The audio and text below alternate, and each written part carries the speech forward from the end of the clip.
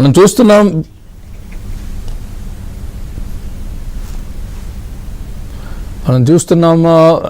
బొత్స సత్యనారాయణ వైఎస్ఆర్సీపీ రెండవ జాబితాను విడుదల చేయడం జరిగింది. ఇంతవరకు మనం లైవ్లో చూసాం.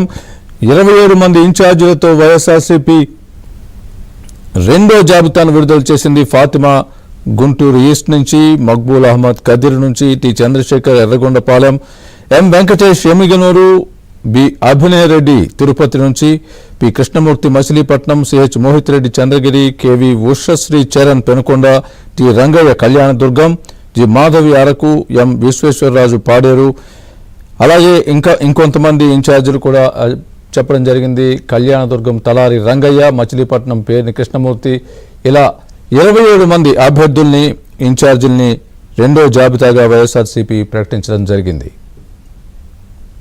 ఇదే అంశానికి సంబంధించి మరింత సమాచారం పూర్తి అప్డేట్ కోసం మా ప్రతినిధి సత్యాన్ని అడుగుదాం. సత్య, చెప్పండి, పూర్తి 27 స్థానాల్లో అభ్యర్థుల్ని మార్పులు జరిగినట్టే మనం పూర్తిగా భావించాలా? రెండో జాబితా, ఇంకా మూడో జాబితా ఉంటుందా? ఇంకా నెక్స్ట్ ఏంటి అంటే జరుగుతూనే ఉంటాయి అన్నట్టుగా బొత్స చెప్పడం జరిగింది. మీ దగ్గర ఉన్న తాజా అప్డేట్ ఏంటి? ఇంకా ఇన్ఛార్జీల మార్పులు జరిగే అవకాశం ఉందా? ఇదే లాస్ట్ అనుకోవచ్చా? స్వామి, పార్టీ ఎప్పుడు క్వశ్చన్ పెట్టుకుంటుంది అంటే ఎన్నికల నోటిఫికేషన్ వచ్చిన తర్వాత కూడా అవసరమైతే మార్పులు చేర్పులు చేసుకోవడానికి కూడా సంసిద్ధంగా ఉంటుంది. ప్రస్తుతం ఇన్ఛార్జీలుగా ప్రకటించిన వాళ్ళు కూడా పరిమితం అని కాదు, వీళ్ళు పర్మనెంట్ అని కూడా కాదు. అవసరమైతే లాస్ట్ మినిట్ లో కూడా అప్పటి సర్వే ప్రకారం అవసరమైతే మార్చుకుంటారు. కాబట్టి ప్రస్తుతానికైతే మాత్రం 27 స్థానాలకు సంబంధించి అభ్యర్థుల జాబితా ప్రకటించినట్టుగా చెప్పారు. అయితే ఇందులో పెద్దగా ఆశ్చర్యపడే అంశాలు ఏమీ లేవని చెప్పుకోవాలి మనం. ఉదాహరణ మనం తీసుకుంటే కనుక 27 స్థానాలకు ఈరోజు అనంతపురం ఎంపీగా శంకర్ నారాయణ, మాజీ మంత్రి, గతంలో మంత్రిగా పనిచేశారు జగన్మోహన్ రెడ్డి తొలి కేబినెట్ లో, ఆయన్ను అనంతపురం ఎంపీగా పంపించడం జరిగింది. అదేవిధంగా హిందూపురం ఎంపీ క్యాండిడేట్ గా గతంలో బీజేపీ ఎంపీగా బళ్ళారికి పనిచేసినటువంటి శాంత ఈ రోజే వైసీపీలో జాయిన్ అయ్యారు. కొద్దిసేపటి క్రితమే జాయిన్ అయిన వెంటనే ఆమెకు ఎంపీ స్థానాన్ని ఇవ్వడం జరిగింది. అదేవిధంగా అరకు ఎంపీగా భాగ్యలక్ష్మి కేటాయించడం జరిగింది. రాజాం ఎమ్మెల్యేగా తాళ్ల రాజేష్ ను ఎంపిక చేయడం జరిగింది. మచిలీపట్నం ఏదైతే మాజీ మంత్రి పేర్ని నాని ఉన్నారో ఆయన కుమారుడికి ముందు నుంచి అడుగుతా ఉన్నారు. ఇక తాను రాజకీయాల్లో ఉండేది లేదు, ఖచ్చితంగా తన కుమారుడికి అవకాశం కల్పించాలని ఆయన అడుగుతున్నారు. గత కొంతకాలంగా కూడా అతని కుమారుడైనటువంటి పేర్ని కృష్ణమూర్తి నియోజకవర్గంలో కూడా యాక్టివ్గా తిరుగుతున్న పరిస్థితి. దీంతో ముందు జగన్మోహన్ రెడ్డి ముఖ్యమంత్రి ఎట్టి పరిస్థితుల్లో పేరుని పోటీ చేయాలని చెప్పినప్పటికీ కూడా ఆయన ససేమేరానంతో చివరకు ఆయన కుమారుడైన పేరుని కృష్ణమూర్తికి ఎమ్మెల్యే సీట్ కేటాయించినట్టుగా తెలుస్తుంది. అదేవిధంగా రామచంద్రాపురం నుంచి మాజీ మంత్రి పిల్లి సుభాష్ చంద్రబోస్ కొడుకు పిల్లి సూర్యప్రకాష్ కు అవకాశం కల్పించాలని నిర్ణయించారు. ఈ విషయాన్ని ఇంతకు ముందే పిల్లి సుభాష్ కు ఇక్కడికి వచ్చినప్పుడు తెలియజేసిన పరిస్థితి అయితే ఉంది. మరోవైపు పిఠాపురంకు వంగా గీత ఎవరైతే ప్రస్తుతం ఎంపీగా ఉన్నారో ఆమెను పిఠాపురం నుంచి పోటీ చేయించాలని నిర్ణయించారు. పిఠాపురంలో ఎక్కువగా కాపు సామాజిక వర్గం ఓట్లు ఉంటాయి కాబట్టి ఆ స్థానం నుంచి పవన్ కళ్యాణ్ కూడా పోటీ చేస్తారని వార్తలు వచ్చిన నేపథ్యంలో పిఠాపురంకి వంగా గీతను పోటీ చేయించాలని నిర్ణయించినట్టుగా తెలుస్తుంది. జగ్గంపేటకు మాజీ మంత్రి తోట నరసింహాన్ని పోటీ చేయించాలని గతంలో రాజశేఖర్ రెడ్డి కేబినెట్ లో కూడా మంత్రిగా పనిచేశారు తోట నరసింహం. ఆ తోట నరసింహానికి ఈసారి అవకాశం జగ్గంపేటలో కల్పించాలని నిర్ణయించారు. అదేవిధంగా పత్తిపాడులో వరుపుల సుబ్బారావుకు ఈసారి అవకాశం కల్పించాలని నిర్ణయించారు. అతన్ని అక్కడ ఇన్ఛార్జిగా నియమించడం జరిగింది. రాజమండ్రి సిటీకి మార్గాని భరత్ ఇంతకు ముందే చెప్పారు, మార్గాని భరత్ రాజమండ్రి ఎంపీ టికెట్ బీసీకి ఇస్తారు.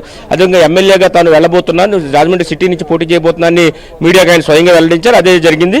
పోలవరం ఎస్టీ నియోజకవర్గానికి సంబంధించి తెల్లం రాజ్యలక్ష్మి ఎవరైతే తెల్లం బాలరాజు ఉన్నారో మొదటి నుంచి జగన్మోహన్ రెడ్డి కాంగ్రెస్ ను వీడినప్పటి నుంచి ఆయన వెంట ఉన్నారు. ఆయనకు మంత్రి పదవి కూడా గత 2 కేబినెట్ లో దక్కుతుందని భావించినప్పటికీ ఆయన మంత్రి పదవి రాలేదు. అయితే ఈసారి ఆయన సతీమణి తెల్లం రాజ్యలక్ష్మికి సీటు కేటాయించడం జరిగింది. కదిరికి బిఎస్ మక్బూల్ అహ్మద్ మైనార్టీ వర్గానికి చెందిన బిఎస్ మక్బూల్ అహ్మద్ కు కేటాయించినట్టుగా చెప్పారు. ఎమిగనూరుకు మాచారి వెంకటేష్ ను కేటాయించడం జరిగింది. తిరుపతికి బోమన కరుణాకర్ రెడ్డి కుమారుడు బోమన అభినయ్ రెడ్డికి సీట్ ఇవ్వడం జరిగింది. అంటే ఈసారి లిస్టులో చూస్తే కనుక ఎక్కువగా వారసులే కనిపిస్తున్న పరిస్థితి అయితే ఉంది.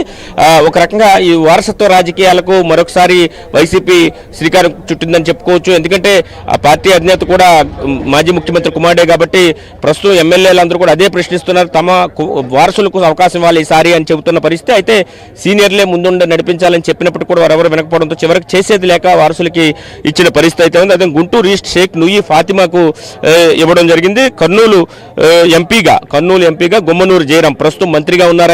ఆయన కర్నూలు ఎంపీగా పంపించాలని నిర్ణయించారు. చంద్రగిరికి కూడా చెవిరెడ్డి భాస్కర్ రెడ్డి కుమారుడు చెవిరెడ్డి మోహిత్ రెడ్డికి సీట్ ఇవ్వాలని నిర్ణయించి పెనుగొండకు ఎవరైతే మంత్రి ఉన్నారో ఉషా శ్రీచరణ్ ఆమెకు పెనుగొండ పంపించడం జరిగింది.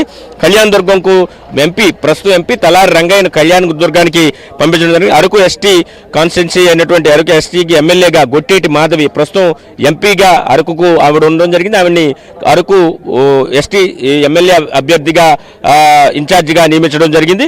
అదేవిధంగా పాడేరు ఎస్టీకి అచ్చిరాజు విశ్వేశ్వరరాజును ఎమ్మెల్యేగా ప్రకటించడం జరిగింది. దీంతో పాటు విజయవాడ సెంట్రల్కు మాజీ మంత్రి వెల్లంపల్లి శ్రీనివాస్ను విజయవాడ సెంట్రల్కు పంపించారు. అంటే విష్ణు ఎవరైతే ఉన్నారో అతనికి సీటు ప్రస్తుతానికైతే కన్ఫర్మ్గా లేదని చెప్పాలి. ఆ సెంట్రల్కు వెళ్ళడం తనకు ఇష్టం లేదని ఇప్పటికీ వెల్లంపల్లి చెప్పినప్పటికీ కూడా అధిష్టానం ఆదేశించడంతో తప్పనిసరి పరిస్థితుల్లో ఆయన సెంట్రల్కు వెళ్ళిన పరిస్థితి. అదే విజయవాడ వెస్ట్కు షేక్ ఆసిఫ్ను నేను అభ్యర్థిగా లేదా ఇన్ఛార్జిగా నియమిస్తూ నిర్ణయం తీసుకున్నారు. ఈ విధంగా 27 మంది సంబంధించిన జాబితాను ప్రకటించినప్పటికీ కూడా అంటే గత నెల 11వ తేదీన తొలి జాబితా 11 మందితో ప్రకటించారు. నాటి నుంచి కూడా అనేక తర్జన భర్జనలు పడుతూ ఉన్న పరిస్థితి. మొన్న శుక్రవారం లేదా శనివారమే ఈ జాబితా విడుదలవుతుంది అనుకున్నప్పటికీ కూడా ఆయా నియోజకవర్గాలకు సంబంధించి మీడియాకు లీక్లు ఇచ్చిన తర్వాత ఆయా నియోజకవర్గాల్లో ఆందోళనలు చెలరేగడంతో చివరికి జాబితాను ఉపసంహరించుకున్నారు. ఇచ్చే ఆలోచనను ఉపసంహరించుకున్నారు. తరువాత ఏదైతే 2వ తారీఖు నెట్టి పరిస్థితుల్లో జాబితా ఇవ్వాల్సిందని ముఖ్యమంత్రి భావించారు. అయితే ఏదైతే పార్టీ పెద్దలు మాత్రం ఈరోజు జాబితా ఇవ్వడం సమంజసం కాదు. ఎందుకంటే ఒకవైపు రాష్ట్రంలో రాజకీయ పరిణామాలు వేగంగా మారుతున్నాయి.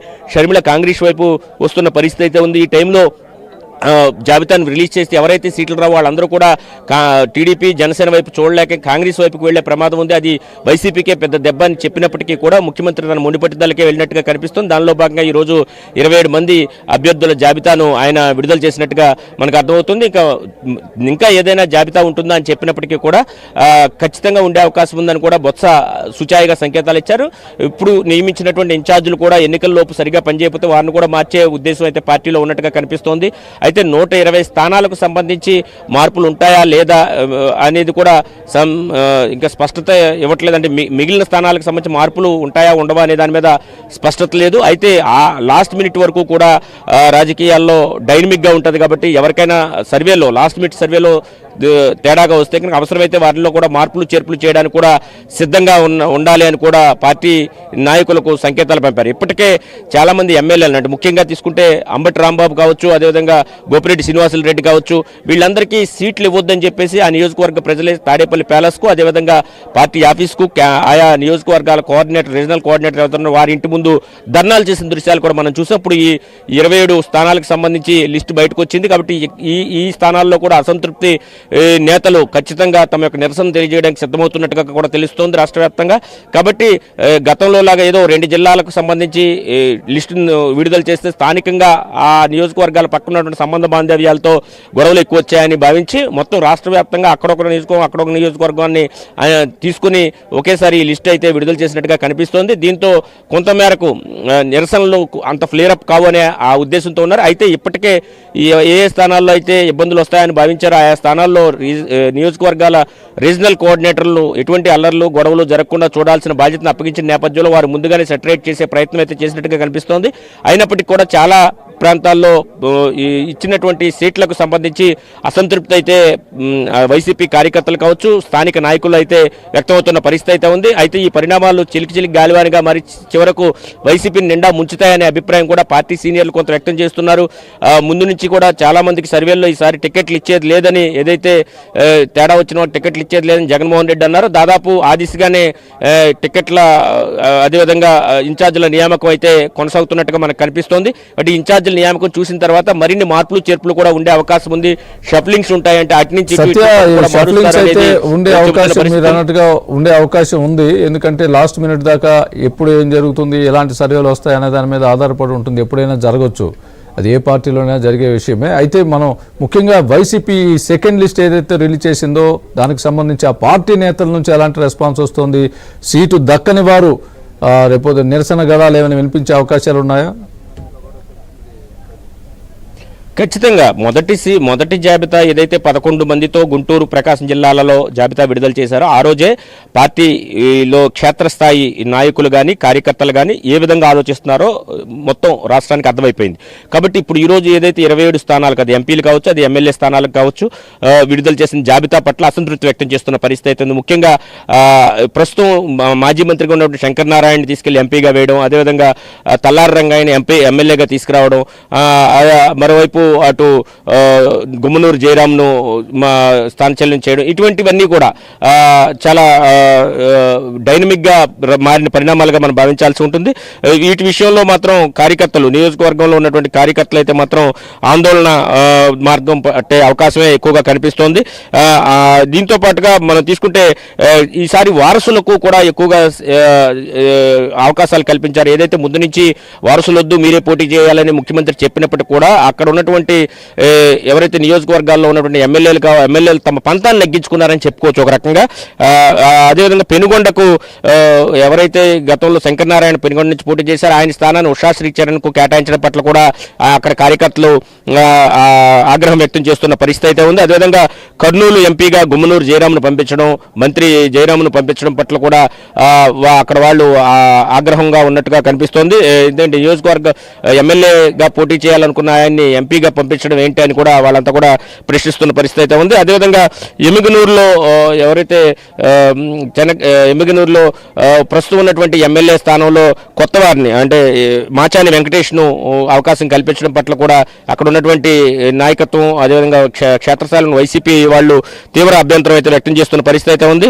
మరోవైపు రాజమండ్రి సిటీకి మార్గాన్ని భరత్ వెళ్తున్నామని చెప్తున్నప్పటికీ కూడా ఆయన ఆ స్థానం సూట్ అవుతారా లేదా అనే అనుమానం పార్టీ వర్గాల్లో కూడా ఉన్న పరిస్థితి. ఇంకా జగ్గైపేటలో మాజీ మంత్రి తోట నరసింహం పోటీ చేస్తారన్నప్పుడు ఆ నియోజకవర్గంలో ఇప్పటికే ప్రస్తుతం ఎమ్మెల్యేగా ఉన్న వ్యక్తి తన నిరసన తెలియజేశారు. ప్రెస్ మీట్ పెట్టి మరి తన అభ్యంతరాన్ని వ్యక్తం చేసిన పరిస్థితి అయితే ఉంది.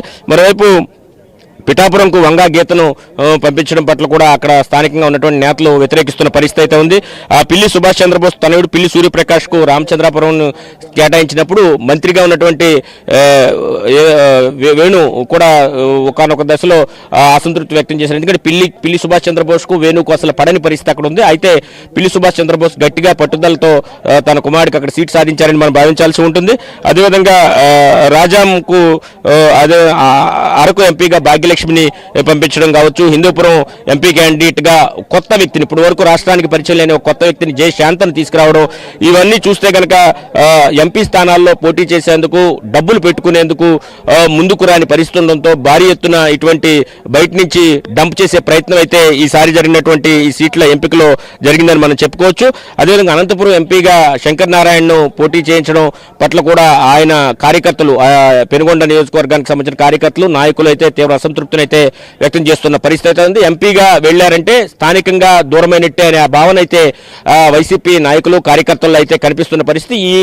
ఏ ప్రాంతాల్లో అసంతృప్తి ఉంది, ఎప్పుడు ఈ అసంతృప్తి జ్వాలలు రేగుతాయనేది మరొక 2-3 గంటల్లో దీని మీద క్లారిటీ వచ్చేస్తుంది. ఖచ్చితంగా పార్టీ అధిష్టానం చెప్పిన మాట వింటామని వీరు చెబుతున్నప్పుడు కూడా క్షేత్రస్థాయిలో నాయకులు కార్యకర్తలు దీన్ని అంగీకరించే పరిస్థితులు లేరని మనకు అర్థమవుతున్న పరిస్థితి ఉంది. స్వామి right Satya, thanks for the update.